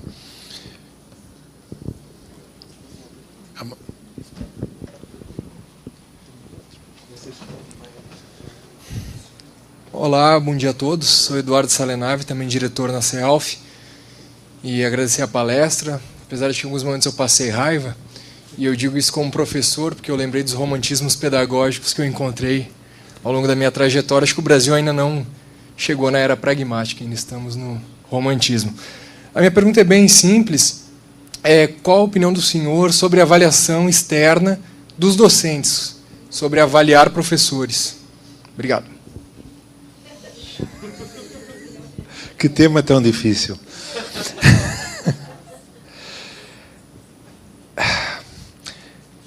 Sabe, é um tema muito difícil. Eu vou falar de Portugal. No resto do mundo há experiências muito diferentes. No Brasil não sei como é que é.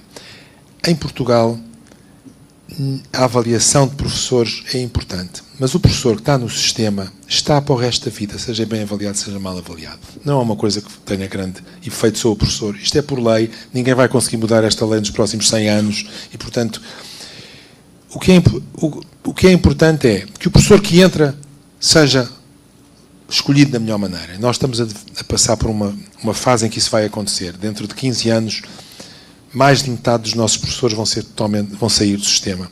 E, portanto, vão vir outros. Como é que serão esses outros? Eu estou muito mais preocupado com isso do que com a avaliação dos que já lá estão.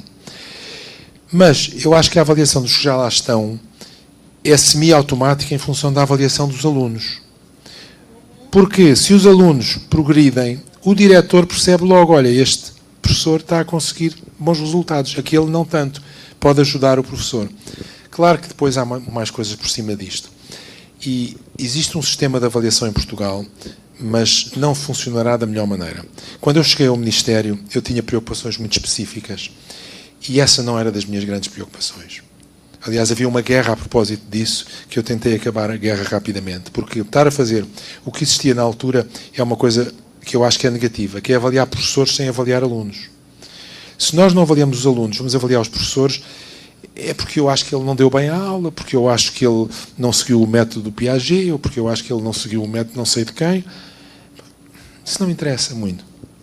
Ou seja, eu estou a dar uma resposta de 1 minuto para uma coisa que precisava de meia hora para explicar melhor, e mesmo assim tinha que ser contextualizado. Desculpe, não consegui dizer mais, assim, em 1 minuto. Bom dia, meu nome é Igor, eu sou pesquisador da Universidade Federal de Alagoas na área de tecnologias educacionais. A minha pergunta é, primeiro, tem várias iniciativas no mundo com relação à coleta e fundamentação de uma decisão baseada em evidência. WWC nos Estados Unidos, Education Endowment, enfim, várias outras.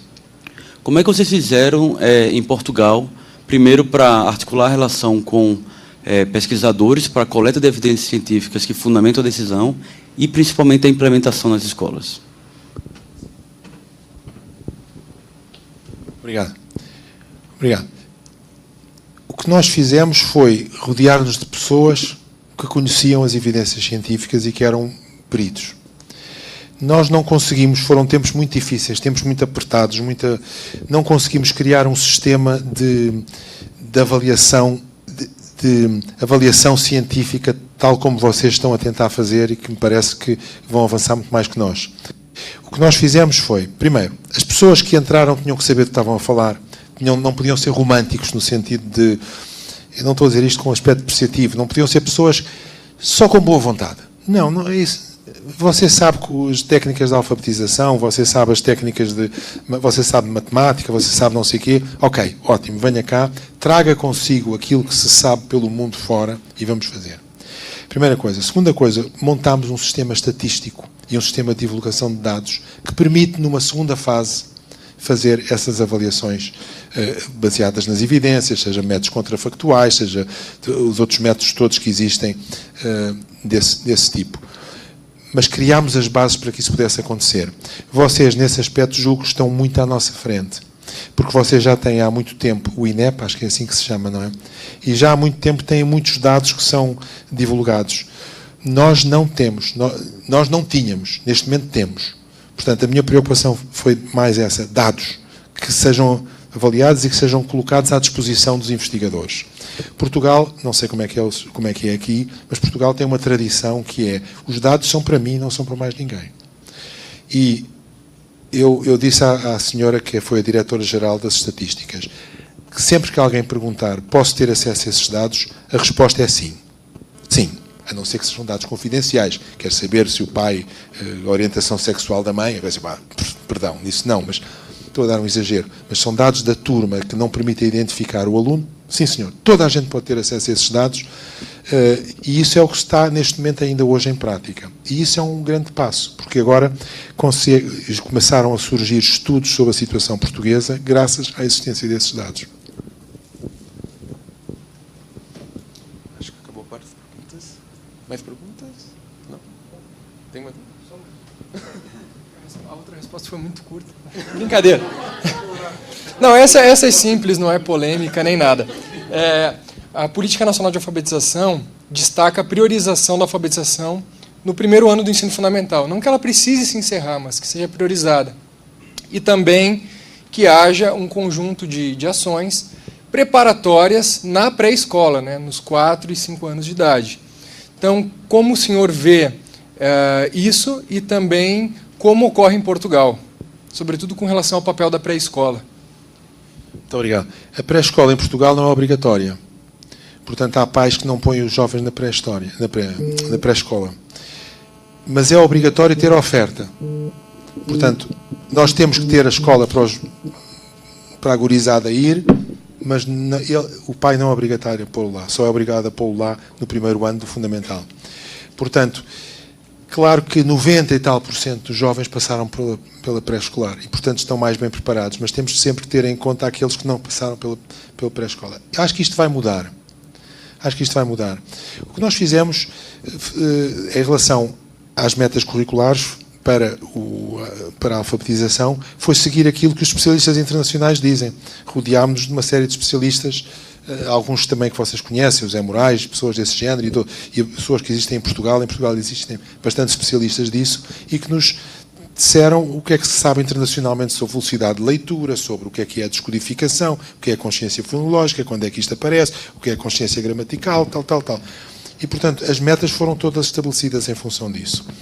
A minha única intervenção, ou, aliás, as minhas 2 únicas intervenções no português foi nos primeiros anos, ler é fundamental. Ninguém pode não ser capaz de ler na idade própria, que para nós é o segundo ano de escolaridade. Se o aluno não sabe ler, não pode ser. Há uma coisa muito grave aí que se passou.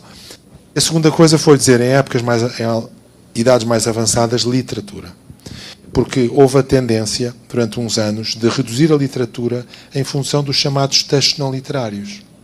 A receita do medicamento fazia parte do manual escolar. O artigo de jornal mal escrito fazia parte do manual escolar. Quer dizer, e o Camões não fazia, não é? E, portanto, isso é uma coisa que eu acho que um cânon literário é uma coisa fundamental, porque eu consigo dizer, já não me lembro muitas coisas, não é? É melhor julgá-lo do que experimentá-lo, mas julgo quem não souber, ou quem não sei o quê. Aquela coisa do Camões. São coisas que a pessoa fica na cabeça. Qual é a última palavra do Lusíadas? As pessoas ficam na cabeça, são coisas que você não sabe qual é. É a inveja. É uma coisa triste. Sei lá, há coisas que é bom que toda a gente tenha lido essa de Queiroz. Aqui é bom que toda a gente tenha lido o Machado, grande escritor, extraordinário escritor, que eu só descobri já nos meus 50 anos, nunca tinha lido nada do Machado. Uma vergonha. Desculpem, não conta a ninguém. Mas é bom que toda a gente saiba Capitu, aquelas coisas, porque é uma coisa comum que se cria entre as pessoas, não é? Como o futebol também cria, toda a gente discute depois o jogo. Também é bom, é uma consciência da cultura popular, mas também é bom que haja uma consciência da cultura erudita, que se saiba as leituras. Foram as 2 coisas que eu fiz. O resto, ter bons especialistas que sabiam o que é que haviam de fazer e ter muita discussão, muita discussão. E muita discussão depois com professores, não é? Claro que a gente está sempre contra, isso nós já sabemos. Depois há aqueles que dizem, que é que interessa ler depressa e fazer os jovens serem máquinas de leitura. Não, quer dizer, nós já sabemos, mas não ligamos muito a isso. Eu acho que também nós não fizemos muito conflito. Não fizemos muito conflito. Dissemos, não, está bem. Fizemos o nosso caminho com o mínimo conflito possível. Enfim, muito obrigado. Mais alguma pergunta?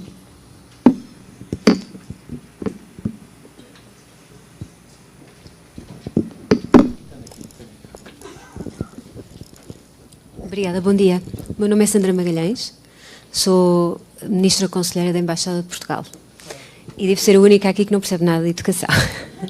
No entanto, somos muitas vezes procurados por parte das autoridades brasileiras para partilharmos um pouco a nossa experiência na área da educação, e esta é uma área pela qual temos sido procurados recentemente. E eu queria, por isso, perguntar-lhe em que medida algumas medidas que não estão incluídas diretamente no sistema da educação podem contribuir para a educação em Portugal, para esta melhoria que se tem verificado nos últimos anos, nomeadamente o Plano Nacional de Leitura e a Ciência Viva, que são iniciativas que, não estando integradas diretamente nos currículos escolares, seguramente têm contribuído muito para a literacia e para o interesse pela ciência nos anos mais verdes das nossas crianças. É uma excelente pergunta também. A resposta é sim. A resposta é sim, claro. Eu tinha ali, mas foi muito rápido, o Plano Nacional de Leitura e o Plano de Ação da Matemática, que foram duas coisas que foram feitas. Não pus o Ciência Viva, devia ter posto Ciência Viva. Ainda bem que me falou disso. Devia ter posto Ciência Viva. Foram duas coisas que foram feitas na altura e que tiveram um papel muito importante. Nós não sabemos hoje qual é o impacto real que esses programas tiveram. Tiveram certamente um impacto positivo. Não sabemos qual é o impacto real, mas tiveram certamente um impacto muito positivo.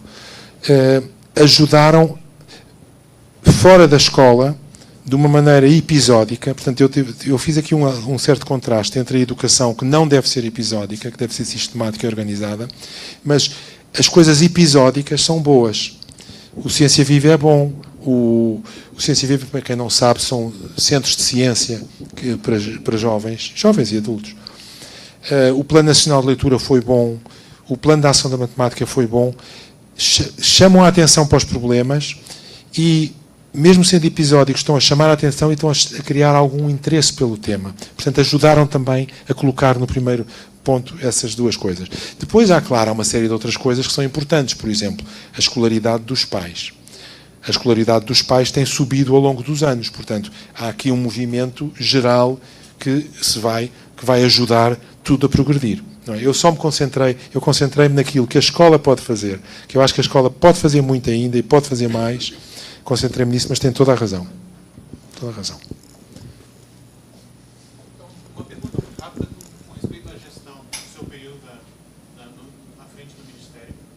Havia no Ministério, ou foi criado, ou trabalhado na vertente de criar políticas baseadas em evidências? Havia um núcleo dedicado, um setor dedicado dentro do Ministério para avaliação e política baseada em evidência? Seja lá considerando, por exemplo, a economia comportamental ou qualquer outra nível? Não. Na gestão do Ministério? Não, na gestão do Ministério não.